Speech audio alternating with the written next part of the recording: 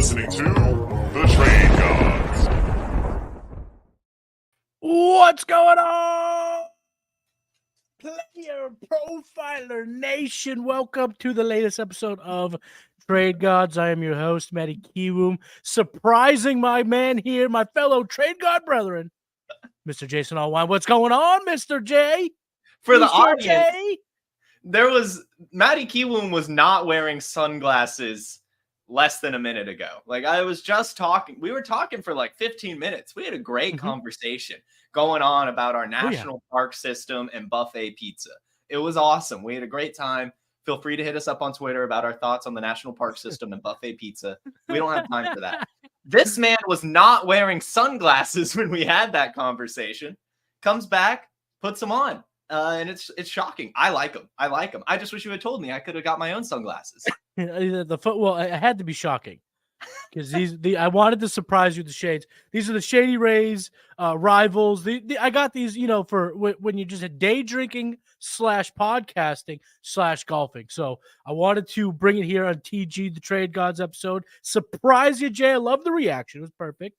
Absolutely freaking perfect. So make sure you're subscribed to the Player Profile YouTube channel, leave a comment, drop 1 million likes, and leave a comment. Do you like these sunglasses, or should I never wear them again? But either way, I will be wearing them on the golf course. Jay, what's going on? How's everything going in your neck of the woods? How's life? You know what? Before I even answer that, I've just got to say, I think Matty Kiwoom, I really think we're witnessing kind of your glow up era here. We've got the buzz cut, we've got the new sunglasses, the new studio over the last few months. I think maybe starting to cook up, man. I think you're gassing yourself up. I'm getting excited for Matty Kiwoom summer. Is all I'm saying. Jeez, I love it. The Kiwoom summer is upon us, and the yard work has been flowing over these past weekends. We're getting a new grill. I got a power wash the porch. I mean, we are in full on rocking shades indoors Kiwoom summer apparently. That only means one thing, is that we're just going to bring, well, it's not really a surprise because we always do it, but we're just going to keep bringing grade A bangers, everybody. Yeah. Banger episodes. Today is going to be no different. We're putting our ears to the ground, Jason. We're listening for narratives. We're listening for rumors. We dove into the OTAs. We got 10 players. And we're going to tell you if we are buying or selling this player based on the narrative. So it could be that we do not believe the narrative, so we will be doing this. Or we love this narrative and believe it wholeheartedly, so we'll be doing that. So we are going to dive in to buy or sell OTA edition. Let's do it, Jay.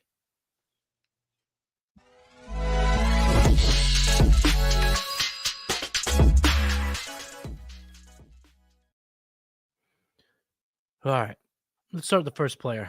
We're going to kick it off with one of your favorites because I like to see you happy, Jason. I do. So we're going to start in the NFC North. We're going to start with the Detroit Lions, and more specifically, we are going to talk about Jameson Williams, wide receiver. So Dan Campbell, head coach, was on the podium after one of the OTAs sessions, and he said this. If you said... and this is Dan Campbell saying this, if you said, give me one player that is the most improved from that start to finish in that time, JMO would be that guy right now. So I am assuming he's talking from a certain point in the year or at the end of the year, but whatever we're talking about that start to finish, he's clearly seen a lot of growth, a lot of potential in Jameson Williams. So I already know that you're buying this. Everyone that watches TG, everyone knows Trade Gods knows how you feel about Williams. But take this information and just tell the listeners why this is important and what this means for him going into his third year, which is traditionally the what, Jason? The breakout year. The breakout year. So should we be buying or selling Jameson Williams based on this glowing comment from head coach Dan Campbell? Yeah. I mean, we should. And the awesome thing is the quote doesn't even end there. That's already glowing enough. It keeps going. Dan Campbell says that JMO's a man on a mission. And then he later gets probed in the same interview to specifically answer what JMO has improved on. And he just simply said everything. I'll just leave it at that.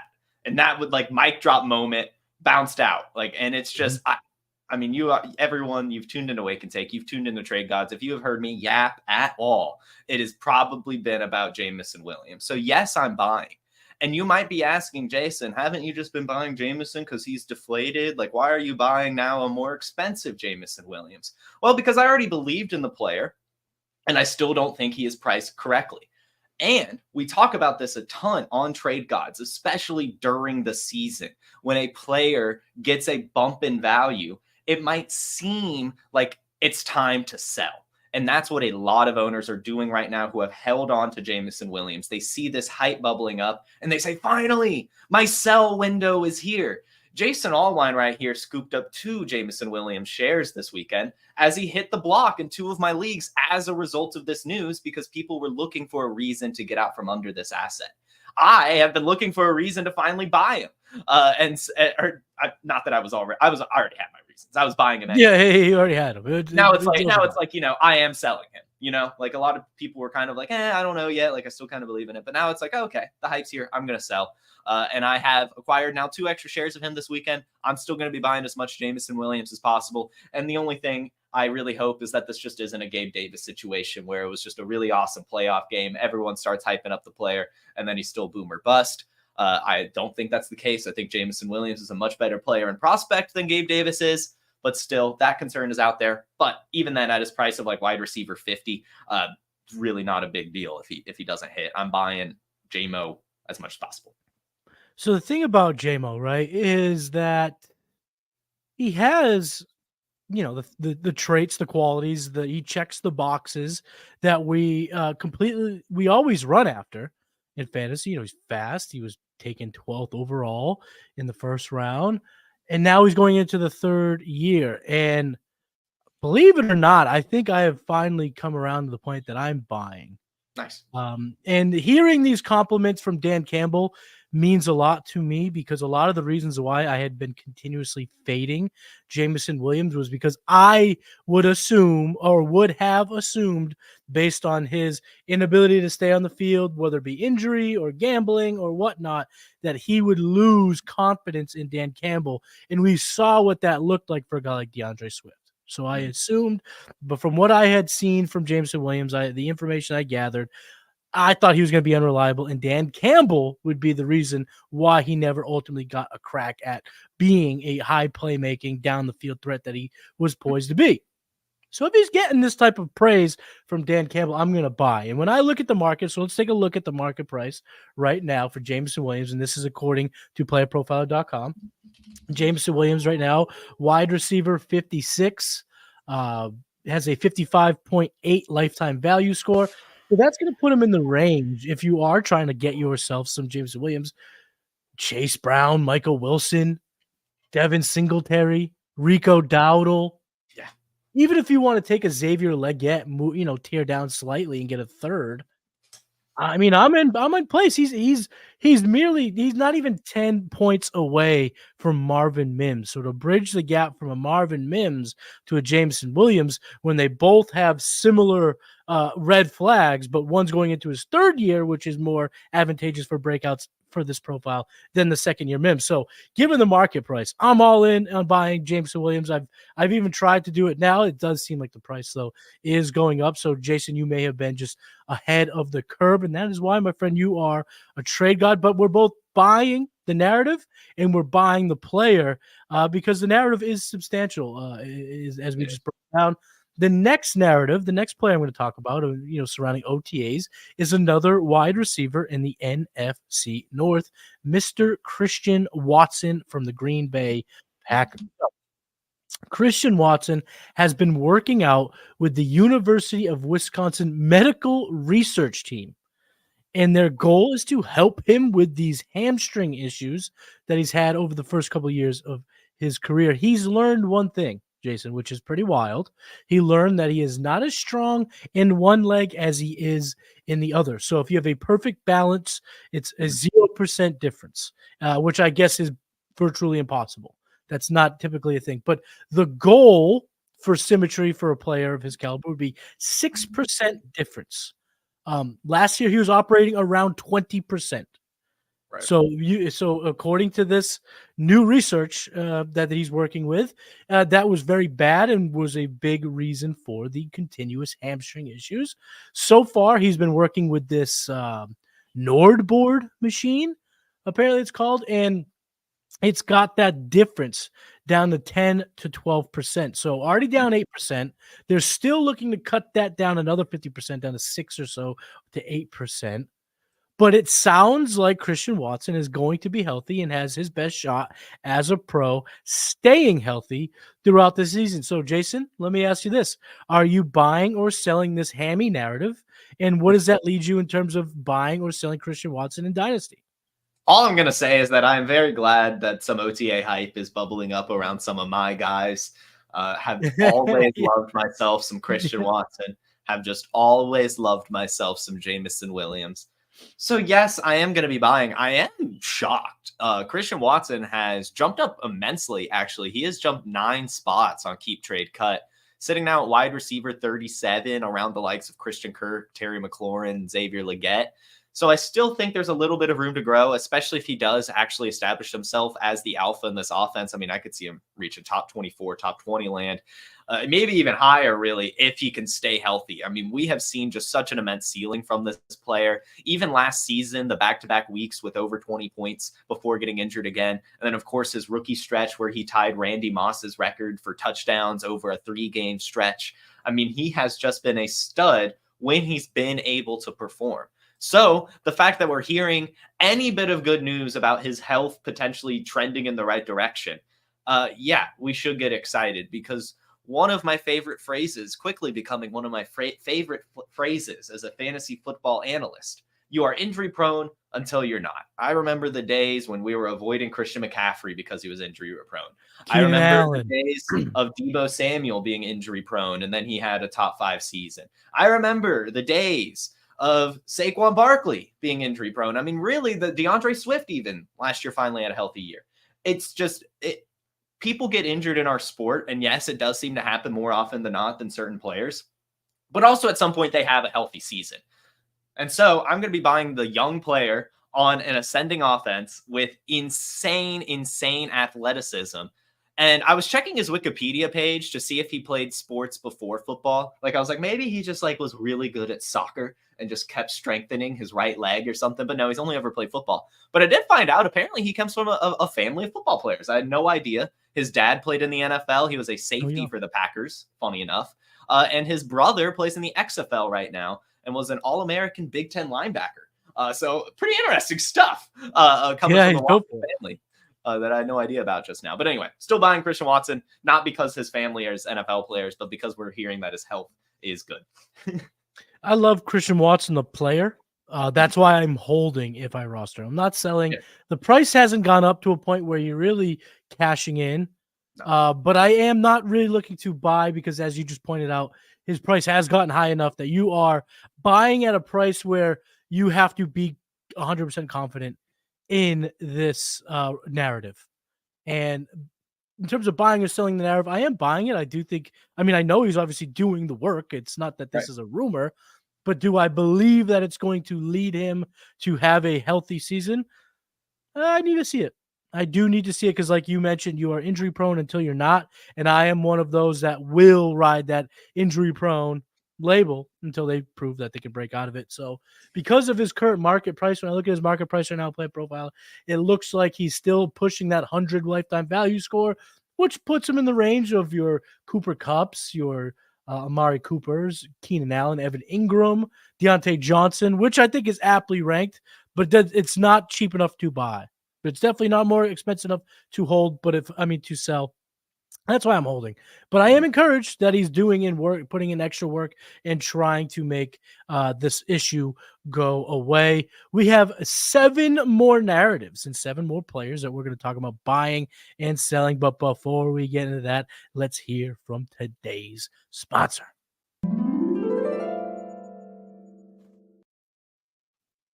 Oh, hey, it's Mr. Breakout Finder coming at you. The Breakout Finder features 3 key tools, a database of metrics that include speed score, college dominator, breakout age, but also breakout finder only stats like dynamic score, level of competition, teammate score. All of these things are part of the overall breakout finder algorithm that pinpoints the probability that a player will break out. Everyone's talking about my model does this and my model does that. Well, we give you the data points that go into the model. We have a feature that lets you compare players, and then we give you the precise probability of every wide receiver, every running back, sorted and filterable by class year. So when I'm talking to my friends and I need to show them why I'm so bullish on player X, I pull out the breakout finder and bam, there he is.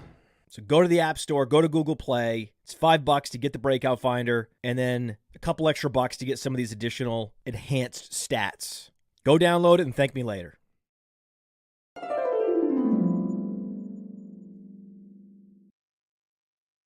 Jason Allwine, Matty Kiwoom, the trade gods talking OTA narratives.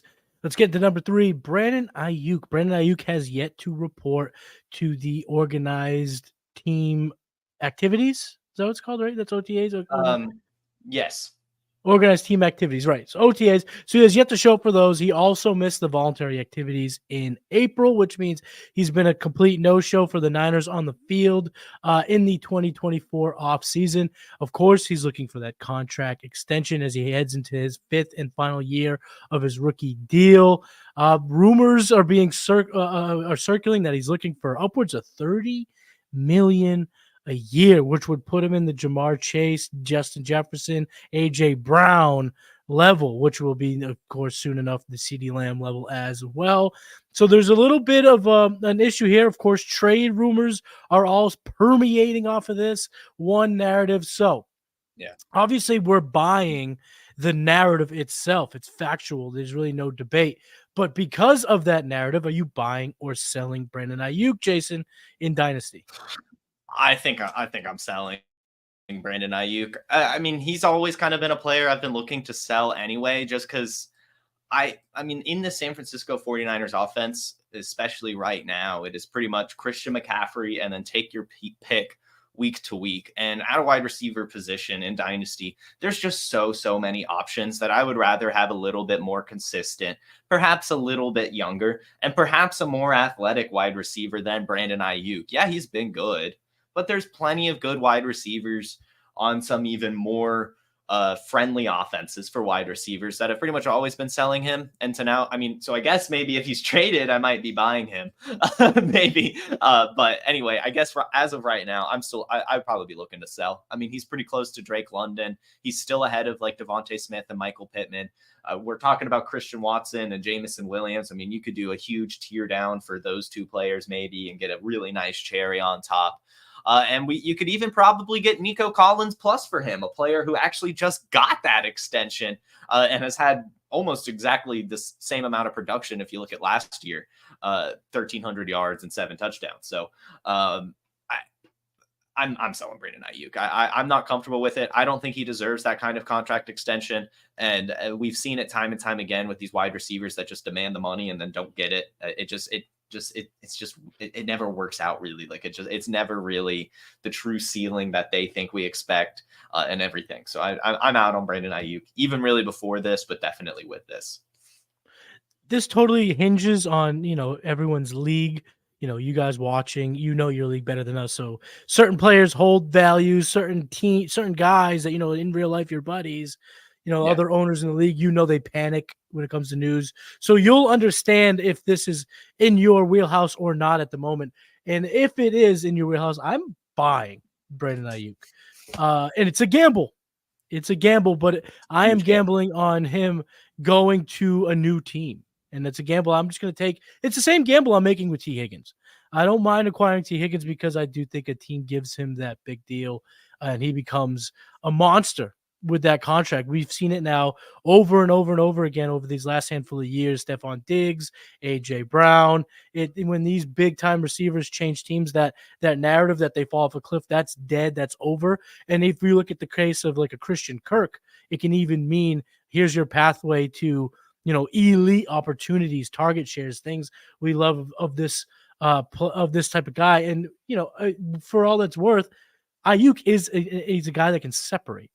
He's a guy that gets open. His issue is the fact that he plays alongside George Kittle, Deebo Samuel, Christian McCaffrey.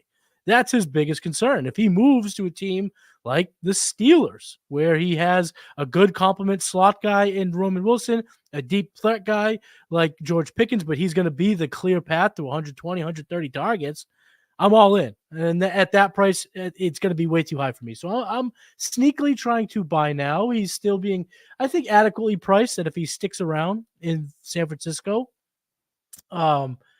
he's still going to return value for me on my teams.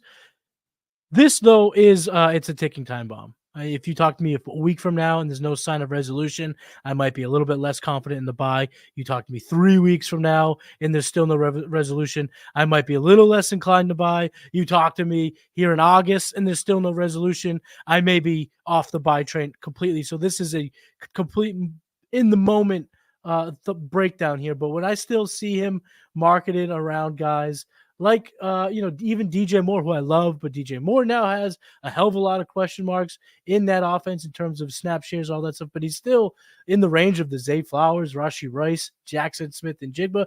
These players are guys I would not want.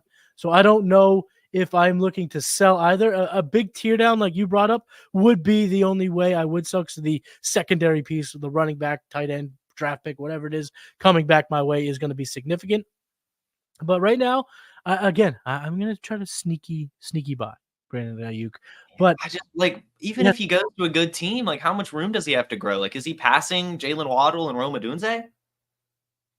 Yeah, this year for production, Rome Odunze 100% and Jalen Waddle for sure. For sure. I think, he could have a season that is on the same page as Puka Nacua in 2024 as the unabated wide receiver one. Yeah, but then if he does that, then the year after that, we're gonna be like, oh, he's 27. I can't. I understand it. I'm not looking at the 27th year. I'm looking at this year. I'm looking at 2024. What he can bring to me, and I don't think the value goes up or down dramatically either way. But the value where it will go up, right? I think we can both agree is Brandon Aiyuk traded to awesome spot X. He's now the man, the myth, the legend of the team. Hierarchy. Yep. Right. He goes to Buffalo, goes to New England, which is unlikely given their situation and the investment in wide receiver. But we're just talking about a pathway to wide receiver one numbers. But I think that the market right now is currently, is accurately placing Aiyuk in Dynasty. So if the price does drop in these next couple weeks, again, we're going to have to re-explore this. This is a volatile situation. Let's move on to the next narrative. Another favorite of yours, Jelani Woods, tight end from the Indianapolis Colts. This is a quote from head coach Shane Steichen. You see how long he is and how he can run and the different things you can do with him. Remember, everybody, Jelani Woods was inactive pretty much all last year. So new head coach Shane Steichen wasn't able to practice with him, get an idea of his game. And so far, the early reports are, man, I really like what this guy brings, namely being 6'5", 250 pounds and can run like the wind. 6'7". Jason. 6'7". What did I say? 6'5". Give him God, a couple more. I shortchanged him 2 very important inches. But anyway, of course, the clip, are you buying what Shane Steichen is saying? And we already know you're buying Jelani, but how much does this quote give you confidence in your decisions that you've been having, which is buying Jelani Woods? It just makes me that much more confident, Matty Kiwoom. Shane Steichen's a smart guy. I like to think I'm a kind of smart guy, at least a little bit. I'm a kind of smart guy. Kind of smart. You are a smart guy. No, we're a little smart. And to have him just kind of confirm what I felt, and especially saw his rookie season, it's just nice. He is long, he can run, and he can do different things, like he said. So I'm just all in. Third round draft capital, only 25 years old, insane workout metrics, and even that is a really productive season at Virginia. 600 yards and 8 touchdowns is nothing to scoff at a tight end in college in only 11 games to do that, especially given he had just transferred from Oklahoma State and just his first year with Virginia just popped off for 600 yards and 8 touchdowns. and his rookie season. Finished the year with 3 touchdowns and 300 yards, which didn't seem that great.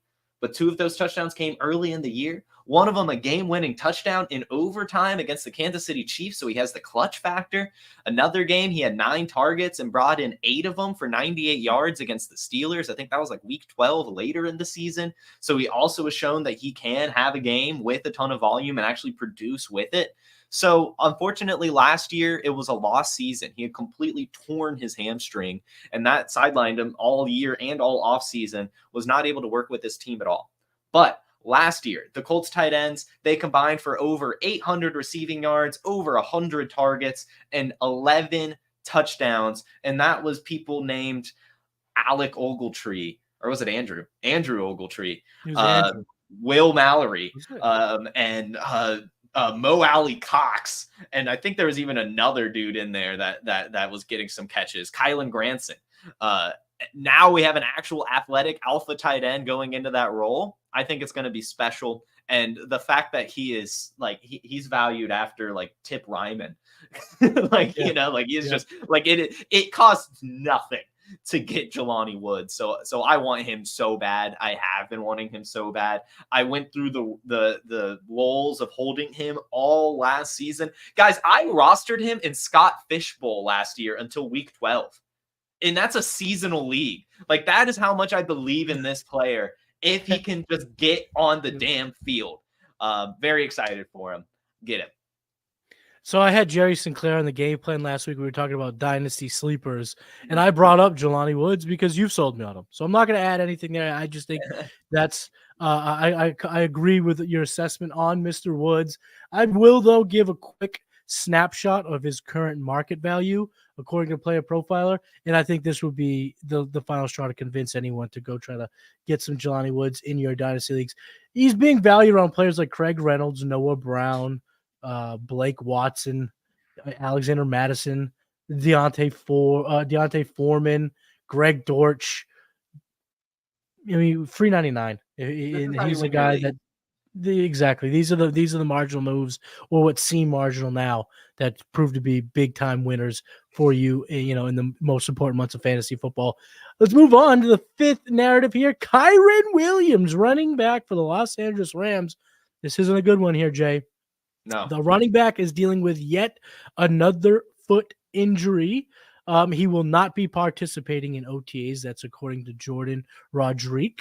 Sean McVay, head coach, he says that he expects Kyren Williams to be ready for training camp. Foot injuries have been a problem. Foot and ankle injuries, I should say, have been a problem for Mr. Kyren Williams. He's missed over 35% of his games through his first 2 years due to ankle and foot injuries. So, are you buying and selling Kyren Williams based on this news? And then secondary question, how much are you putting stock into this narrative in general, that he has a injury problem with his foot? I guess I think I'm going to be buying into him right now because I've done some research into this a little bit, and Sean McVay did say that it's not a big deal and he expects him to be fully healthy for the true training camps, not the voluntary ones. And if you go to the Coach Speak Index, I remember it being pretty funny. Hold on, let me pull it up. It was like basically just talking about like Sean McVay is almost too honest, but it said it in a funny way. I've got to find this.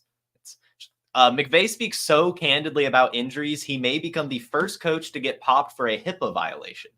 So I think we can trust him if he says that it's not a big deal and he's going to be fully healthy in just a couple weeks. And yes, he's been injured with this foot before, but it just sounds like a maintenance issue, if anything, and he should be good to go. He's been highly productive when on the field, and Rams running backs keep finding success.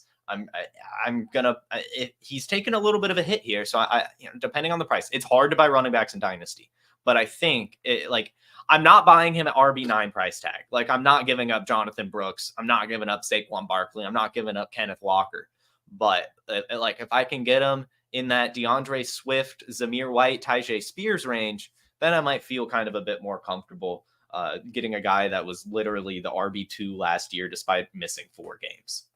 Right. Yeah. I mean, the role it's nice, but then you also factor in the Blake Corum draft or selection. Yeah.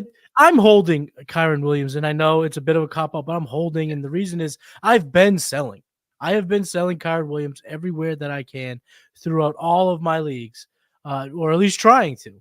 But the problem is his value keeps dropping, and now, like you mentioned, it has dropped into about the 60s for your 1 QB formats in Dynasty. He's got around the same lifetime value on Player Profiler as guys like Lad McConkey, Keon Coleman, Trey Benson. It doesn't put him in a range like before you were able to sell him for DK Metcalf. You were able to sell him for Devontae Smith or DJ Moore. He was a key piece into you getting a Tyreek Hill.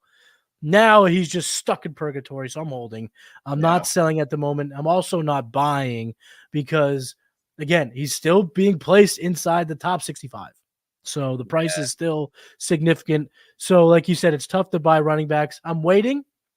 But you know how you could set all these day traders, the bro traders, the finance bros, they set these I don't even know what the hell they call The them. limit orders. The limit orders. So hits a limit, boom, they sell. I'm doing that in the inverse with Kyren Williams. I'm monitoring if it falls to a certain price. Like if I can go ahead and move my Chris Godwin, if I can move my David Montgomery, if I can move let's call it Terry McLaurin for him. See, I think I just passed my limit. I don't think I would move Terry McLaurin, but a little bit below that, that's where I'm looking to strike and buy Kyren Williams. So bring it on. Let's follow it. This is going to be an ongoing thing for Williams, Corum, and that entire Sean McVay offense. The next guy we're going to talk about is Kirk Cousins, quarterback for the Atlanta Falcons. By all accounts, he will be ready to rock by week 1.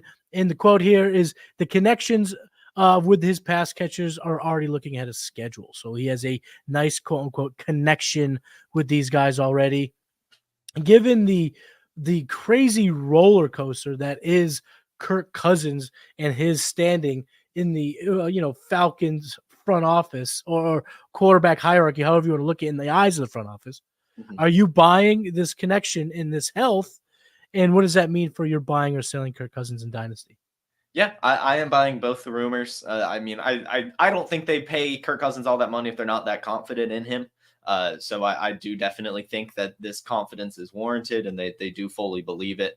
And I've already talked about, I'm buying Matthew Stafford. I don't mind buying old quarterbacks that have proven production. Last year, he was the quarterback 6 in just total points before getting injured, was way up there in points per game, and hasn't really lost too much. Like the system is still going to be very, very similar. He still has some really, really good weapons. Now, of course, it's not Justin Jefferson, but Kyle Pitts and Drake London are surely a nice consolation prize for that man. So I think I am buying Kirk Cousins. And in fact, I know I'm buying Kirk Cousins.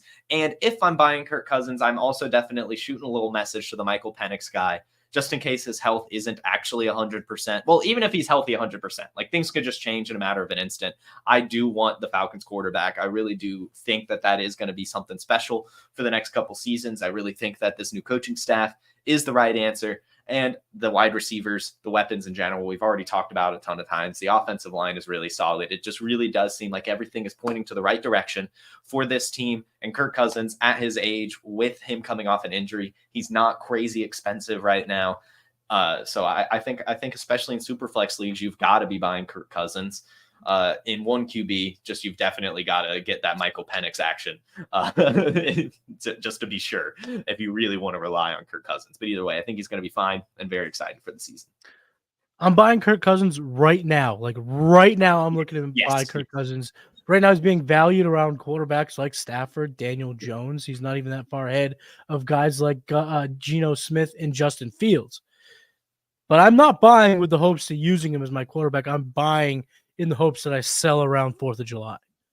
And I can take my Kirk Cousins share, invest a little into it, and then eventually cash out and hopefully turn that into a Bryce Young, hopefully turn that into a Jared Goff, or a collection of guys in the, let's call it like wide receiver 3-ish, running back 3-ish range to sell for younger assets. And the reason why I'm looking to buy cheaply now and sell when the hype goes up is for the exact reason you just brought up, or for the name you just brought up. It's Michael Penix. Because of the selection of Michael Penix, I cannot trust the Atlanta Falcons did their due diligence on that Achilles, because clearly they didn't do any due diligence in terms of their 2024 roster. They had places to win now with 2024, and we've talked about this at nauseam. I'm not going to dive into it. This is not an indictment. I'm just saying it's both. the NFL agreed with them that there was not a top-end defensive talent to really take them over the top. And in that situation, especially coming off the turmoil of your quarterback room, just lock it down. Just lock it in, and it's fine. It maybe sucks right now, but I'm telling you, the Falcons are going to have the last lap. You're wrong. This is where you're wrong. No. You don't know if Michael Penix can play. You're benching him.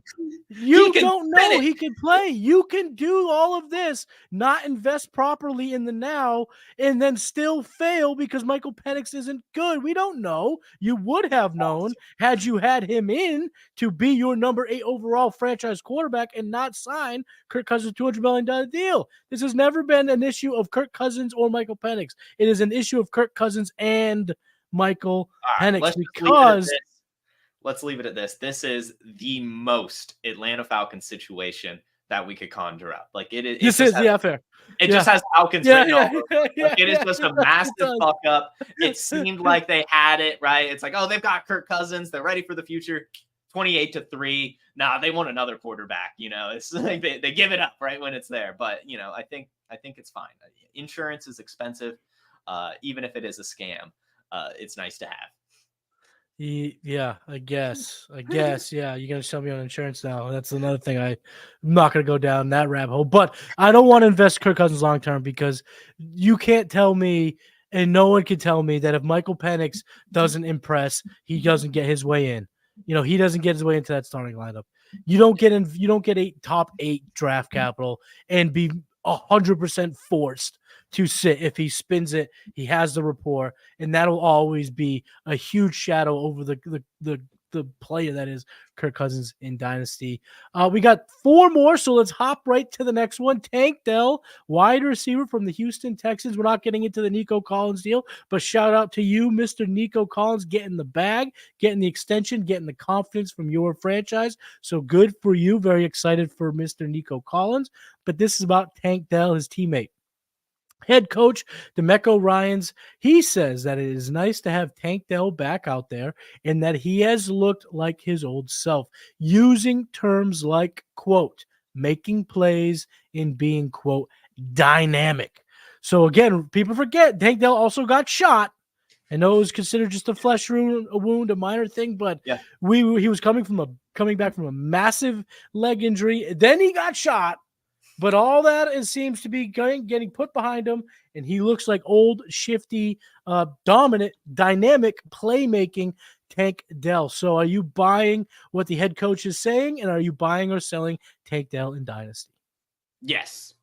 I think we can all confirm what we have known deep in our soul, and that is that Tank Dell is a dog. His injury, unfortunately, last year happened on a freak blocking play. So hopefully the coaches just know not to use him in blocking situations at his frame, and should be able to hopefully stay healthy just as a pure receiver. CJ Stroud obviously talks glowing about him all the time. And there might even be a little bit of a dip in the Tank Dell just hype as this had bubbled up. But with Nico Collins signing an extension, there might be a little bit of a lull period now this week or so with the Tank Dell market. I believe it. I've seen the videos of him looking out there spry. The reports have come out that the gunshot wound completely went through his leg. There was no shrapnel or anything, so it was a clean gunshot injury. I think we have to buy it. I think we do. Last year, over 700 yards, 7 touchdowns, and averaged 15 points per game in those 11 games with only a 20% target share. He can get it done even with the Stephon Diggs addition. Both him and Nico Collins had sub 25% target shares last year. And they will probably both still have massive production next year, even with Stephon Diggs in the room. So yeah, give me as much Tank Dell as possible as well. I like it. I am buying what DeMeco Ryans is saying. It does seem like he will be healthy. He'll be on the field. He'll be utilized immediately for the Houston Texans. But because I'm buying the narrative, I am selling the player. The price is just, it's so high. And I like Tank Dell. I was a huge proponent of Tank Dell last year, a flag plant rookie of mine. but the price has just gotten so high. I mean, he is being considered, on par with guys like that. Xavier Worthy, Jaden Reed, Debo Samuel, DK Metcalf, Rashi Rice, Zay Flowers. And I'm just going to put out one sell offer that if your league aligns with this opportunity, this is the type of thing I think it would take you over the top. Tank Dell, send it away for Hollywood Brown and Najee Harris. Thank me later. That'd be great. That'd be nice. I actually did sell Tank Dell, admittedly, this weekend, but that was part of because the price is high. The price is high. So it's just a Jason thing. It was just a Falcon. Jason going Jason. Yeah, I just wanted some JMO. So yeah. No, but I don't know. He could be great. I like the talent. It just feels like, man, I don't know. Now that they gave that bag to Nico, and Nico's already been the favorite of this offense, bringing a guy like Stephon Diggs, where does it go? So Tank Dell, it's still, but we both buying the narrative that he's healthy, which you can use that as your assessment for how you value Tank Dell in Dynasty. The next one, again, is about some wide receivers. Jamar Chase and T. Higgins, both of them are no-shows so far in the Bengals' organized team activities. Obviously this isn't a buy or sell based on really either, because we like the players. So it's really not a buy or sell question, but this is how I'm going to frame it to you here, this narrative. At what point do these players holding out get you nervous as a guy who rosters them in Dynasty? And at what point are you taking actions of buying or selling T. Higgins and Jamar Chase? I don't even want Jamar Chase to touch a practice field until week 1. To be completely honest with you, I don't give a damn. Healthy.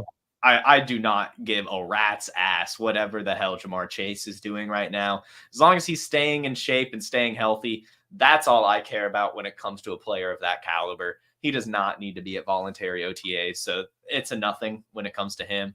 Where I am a little concerned is T. Higgins, just because we already have all the rumors for years now that he wants to get traded. We had the whole franchise tag situation. And what's weird is he recently, like within the last couple months, did have like kind of change his tune on the franchise tag. And was like, actually, I'm kind of excited to play on the franchise tag. I'm ready to commit to the Bengals and ready for this season. So then to not see him show up for OTAs, I think is a little weird, just because as good as T. Higgins is, he's not the caliber of player that Jamar Chase is. There are like 2 players that I can think of right now that are not at 3 that are not at OTAs that just don't need to be. And that's Christian McCaffrey, Justin Jefferson, Jamar Chase. Like it's whatever. But even George Kittle's out there, Debo Samuel's out there, Kirk Cousins is out there, Aaron Rodgers is out there, Joe Burrow is out there, right? Like those players are out there. Saquon Barkley is out, they're out there. I would like to see T. Higgins at least practicing. That makes me a little concerned just with every other rumor out there. And again, similar to how I feel about Brandon Aiyuk, it's just this wide receiver position is so deep. And that is really where you can make your money. Now, T. Higgins is less expensive than Brandon Aiyuk, so you can't quite get the return. But still right now, if you go over to Keep Trade Cut, and I keep bringing Keep Trade Cut up just because it's very current, it changes all the time and has the whole just consensus market. He's still valued ahead of George Pickens, Jackson Smith and Jigba, Xavier Worthy, BTJ, Lad McConkey, Debo Samuel. You can get some win now pieces and Mike Evans, Devontae Adams, Cooper Kupp, D-Hop. We've already talked about Christian Watson and JMO. Like I just think there's a lot of different options at wide receiver specifically, where if you have some of these iffy players, as talented as they are, you can probably jump off the ship, get a nice enough return, and not lose that much production when it comes to the season. I'm always buying Jamar Chase. Yes. So, and like you said, he doesn't have to practice. I am not worried about him at all. He could be Higgins, at CBs or Stevie B's right now. He can hit hits. Well, I don't want him getting, I'm putting on LBs, I'm saying healthy. But you don't have to be out there practicing. You don't have to be getting hit and so, just catch the jugs machine. Boom, boom. Get the hands ready. Stay warm, stay loose. And the T. Higgins, it's for me, I feel pretty confident waiting to buy. But again, I talked about it a little earlier. He's a player I am looking to buy in hopes that he can be a wide receiver 1 on a really good offense or a wide receiver needy offense. But I think you could wait it out. If you want to be, kind of optimize or get the max return, or I should say the mat. What's the opposite of the mat? The min It would be minimum. I guess. value. Minimum. Yeah, you can wait till his value comes down a little bit more with people worrying. Where I will say I am getting worried, so I'm not really worried about these two players. I will start to panic on Joe Burrow though very quickly. Okay. I've already been skeptical of Joe Burrow where he's marketed right now, so I might be looking to. I've been kind of looking to sell because I think the price is there, and if I'm a Joe Burrow rosterer, I'd start getting nervous pretty quickly because the rapport is being built with Charlie Jones and Andre Yoshivas. What's up? The Bird Pimp's here. Is this his first appearance on Trade Gods? I think this might be his first TG appearance. This is definitely his first ambush.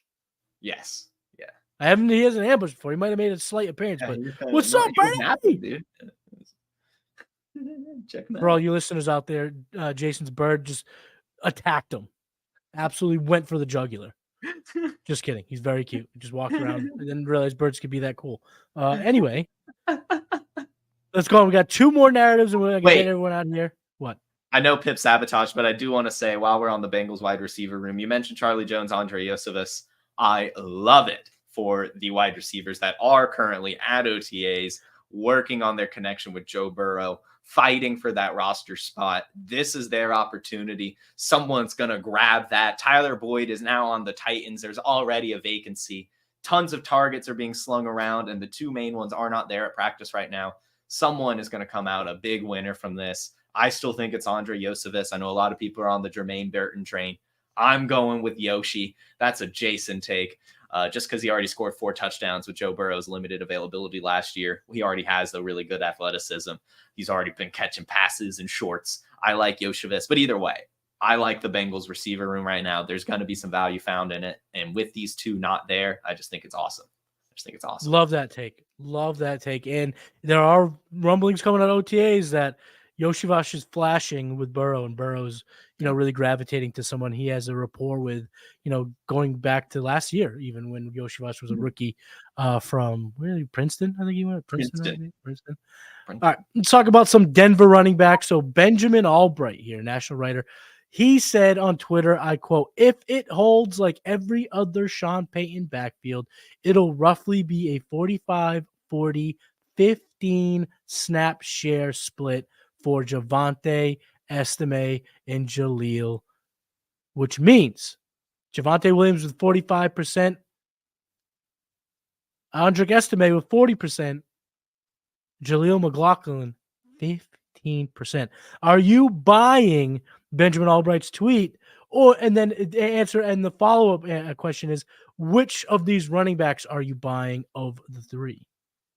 I don't think I'm buying either of these things. I don't think Sean Payton even knows what he's doing right now with his running back room, to be completely honest with you. I mean, we're now hearing rumors that even Blake Watson, the undrafted free agent rookie, is impressing him right now too.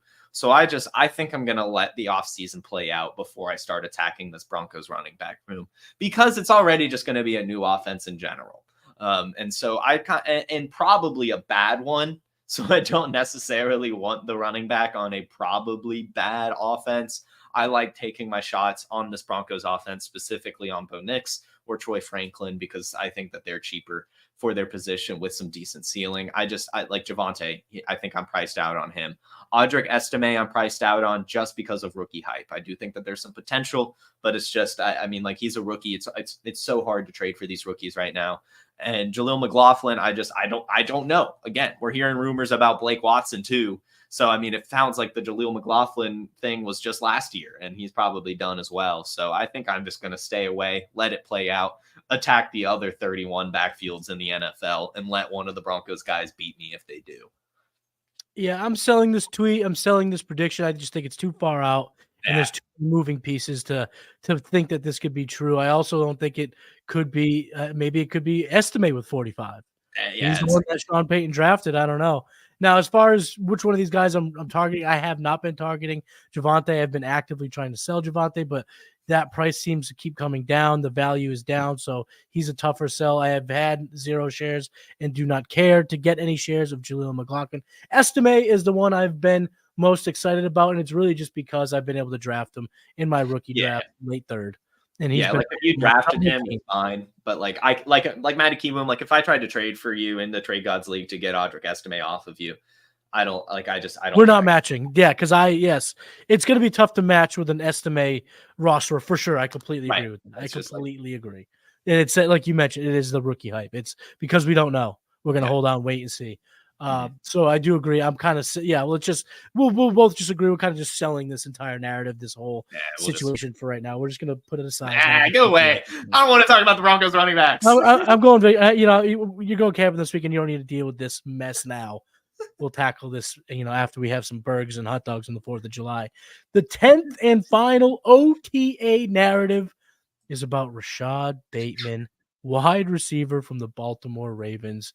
He was asked about Rashod Bateman, who is, by some reports, very impressive at OTAs. Looks like, the first round drafted player that was selected a handful of years ago, and he has been impressing some teams. So when wide receiver coach Greg Lewis was asked about his quote untapped potential, this is what the wide receiver coach Greg Lewis had to say about Rashod Bateman, quote unquote. I wouldn't say it's untapped potential. The ball just hasn't found him in certain situations. He comes out here every day and shows what he's capable of doing. It's just about more opportunities, and then there will be more production. So what he's basically saying, in my opinion, is if he's on the field, he continues to do the work, we may see more opportunities head to Rashod Bateman's side of the field. So are you buying this quote from Greg Lewis? And then are you selling Rashod Bateman in Dynasty? Are we really going to do this again, guys? Like, for real. Honestly. It isn't that the ball has not found Rashod Bateman. Last year, he was one of the only wide receivers to stay healthy on the Ravens. And he was outproduced by Nelson Aguilar, who he was outproduced by Odell Beckham. And he barely, in fact, he was actually outproduced by Isaiah Likely, despite having more receptions than Isaiah Likely by 2. Justice Hill had 4 less receptions than Rashod Bateman last year. I am as out as you can be on this player. If I'm investing in the Ravens wide receiver room, it's going to be Tez Walker, who you could probably trade Rashod Bateman for and get something on top right now. I'm looking at keep trade cut. Rashod Bateman valued next to Tyler Lockett, Demario Douglas, Mike Williams, and a few spots above Devontae Walker, who I think is actually going to be the field stretcher with an actual role on this Ravens offense. To play 16 games for the Ravens last year, where Mark Andrews was hurt, and to only get 56 targets, only bring in 32 of them, only have 1 touchdown and 367 receiving yards. We have waited and waited and waited on Bateman. He's had 3 years now. It's just not happening. I'm with you too. I'm completely selling Rashod Bateman for anything that I can get for him. And honestly, when you do look at the quote, it's well done by Greg Lewis. I mean, fantastic job in just kind of keeping it vague enough that, you could look at it that way, that there's going to dial up more plays for him. Or you could look at it at that first sentence. I wouldn't say it's untapped potential, meaning, no, what you're seeing is what you're going to get from Rashod Bateman. And that's not really that confident when you look at it that way. You put on those kind of negative glasses when you look at the quote as opposed to the positive ones. But when you do look at his market, you could still sell Rashod Bateman, like you mentioned. Yes. And I'm just going to go through real quick, and you can just say agree or disagree by the players I bring up.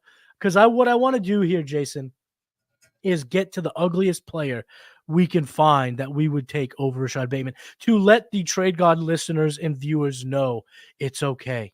If you got an offer, take the offer. So let's just keep going down the list. These are all players that have worse lifetime value points on Player Profile right now in our Dynasty Deluxe. Okay, Rashod Bateman. So if you can get Jalen Hyatt, agree or disagree? I think I would rather take the swing on Hyatt, but that's just a player archetype I keep getting burned on. I don't necessarily think or believe much in Jalen Hyatt. But this Giants offense is getting a little bit better. He's younger. He's a speedster. He's probably going to have a role. So I guess I don't feel great about That's it. ugly. That's ugly. So we've already started very ugly, but we would take that player over Gus Edwards and Zeke Elliott. Yeah, both of them. Darnell Mooney, Yes, easy. J.K. Dobbins.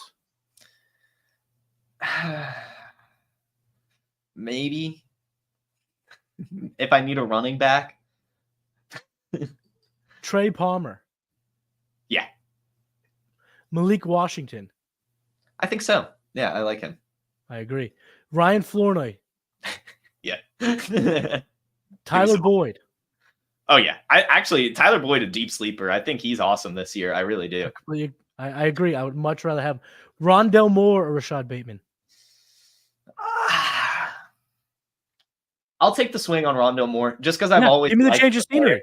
Yeah, give me the change of scenery narrative over the old crusty hasn't been able to have success in any way, shape, or form where he's at fantasy. Okay, so we're already around 250 in terms of our dynasty ranks here on PlayerProfiler, and I'm going to keep going just to see if there's a name. Oh, Jelani Woods. Oh, easy. Easy. I honestly, I really think we might this show might not end. I'm gonna get ugly here. Andre Yoshivas. Give me Yosifas. So now you have now taken a player outside of the top 300 over Rashod Bateman. Let's see how ugly we can make this. Odell Beckham. I think at that point I might just take Bateman. Give me Odell again. Change the scenery. Give me the change of scenery narrative over nothing. No, I mean, you know what? If the question is who outproduces who this season, Odell probably outproduces Rashod Bateman this season. Let's face it. I know Mike Williams was right next to him. If we bring it back to the top near him, Mike Williams could probably have a game more productive than Rashod Bateman's whole season. All right, we're gonna get with the ugliest of the ugly, and I think this is where we are gonna draw the line. Okay. Player 360, new member of the Buffalo Bills, Marquez Valdez-Scantling. I think I might take MVS. Oh, the change of scenery narrative, right? I mean, who the hell is Josh Allen chucking the ball to? Probably. All right, we got to keep going then. We got to keep going, okay? Because we can't stop on a yes. We got to finally find where this line is. All right, here it is. This has to be it. Kyle Phillips. Okay, yeah. We can keep Rashod Bateman for Kyle Phillips. We have found our line. And it took us all the way down to 386 in the Dynasty rankings, Jason. And I bet there might be a lower player than Kyle Phillips that I might like too. I bet. And of course, there are massive gaps that I've skipped over. So it's not a pound for pound, but what the exercise was just to show sell Rashod Bateman now. Doesn't really matter. Just find a guy that you like because it ain't happening for Shoddy B, but it is happening for the trade gods. What an episode. 10 OTA narratives, some buys and sells. We love it. Great episode here, Jay. Let the people know what you're working on. Yeah, you can tune in and find more of me yapping Monday through Friday, 10 a.m. Eastern on the Player Profiler, YouTube, Facebook, Instagram, and Twitter over on the show Wake and Take. And then also you can find me on all social media platforms at JFootballWine. You can find me over at the draftrankings.com, at Matty Kiwoom on X and everything I got going on here at Player Profile. You and I both have been part of this awesome collab series at playerprofiler.com, where we went over best landing spot for the rookies, rookie sleeper, me, you, Seth, Matt Babbage, Theo Greminger, all these guys have gotten together, putting out these articles. So make sure you're checking those out at playerprofile.com. The game plan, Josh Larkey's going to be on this week, so we want to keep that momentum going. We got a hell of a lot going on here at Player Profile. So make sure you're subscribed to the Player Profile YouTube channel. Smash that like button right here on this very video and leave a comment. And for all you podcast listeners, make sure you rate and review the Trade Gods latest episode. He's Jason Allwine. I'm Matty Kiwoom. We, of course, are the Trade Gods, and we'll see you next week. Peace. Hey, I want to thank you for being part of this broadcast. If you have any thoughts on it, leave a comment. If you enjoyed it, make sure you leave a like. And if you want to see more shows on the Player Profiler channel, subscribe to it. That's how we know you want more.